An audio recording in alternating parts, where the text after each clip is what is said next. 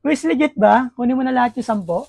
Oh, big shoutout kay Bossing Lee. Ako kunin niya daw yung 10 na short natin. Ngayong araw na to, may bagong dating na naman tayong stock galing sa supplier natin. Pagdating pa lang, agad na namin tong shinorting at binilang kung kompleto pa yung dumating. Bukod pala sa mga top grade na t-shirt, kumuha na rin ako ng mga mesh shirt na babe. May mga nagre-request kasi sa akin na magbenta naman daw ako ng short. Kaya pala lang palagi kong sinasabi mga quiz, pag wala akong content na food tripan, ang madalas na pinagkakabalan ko ay nagla-live selling katulad nitong ginagawa ko. At gaya ng palagi kong sinasabi mga quiz, gustong-gusto kong pinapakita yung mga ganitong moment sa inyo, yung mga rumaraket si kuya nyo. Dahil bilang kuya nyo, gusto ko kayo ma-influensyahan kung paano ba yung dumiskarte. Quiz legit ba? Kunin mo na lahat yung 10. Oh, big shoutout kay Bossing Lee. Ako kunin niya daw yung 10 na short natin.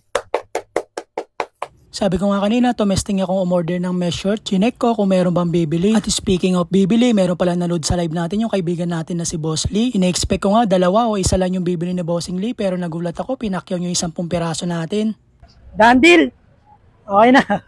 Ikalawang araw na pala ito mga quiz. At ngayong araw ay samahan nyo ko. Puntahan natin yung mga kaibigan natin na nag-inquire sa FB. Kaya mga quiz, deliver tayo ulit sa 826 Bistro Coffee.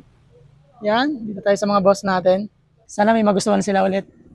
Sobrang thankful pala ako dito sa mga kaibigan natin sa 826 Bistro Cafe. Dahil every time na meron tayong dumarating na bagong stock, sila yung unang-unang nagme-message sa akin mga quiz. Sobrang kabisado ko na yung mga sizing nila mga quiz. Kaya pagdating ko pa lang, nilatag ko na kagad. Gaya ng palagi kong sinasabi sa inyo, ang style ko pala sa pagbebenta ay nilalatag ko talaga lahat ng stock. Feeling ko kasi mga quiz, pag ginawa sa ito ng isang seller, mararamdaman mo talaga na importante ka at gustong-gusto ka niyang bentahan. Fast forward na tayo mga quiz. Big shoutout pala sa mga taga 826 Bistro Cafe. Bumili sila ng 4. Kita-kits ulit mga quiz. Then mga quiz, time check, 7:16 na ng gabi.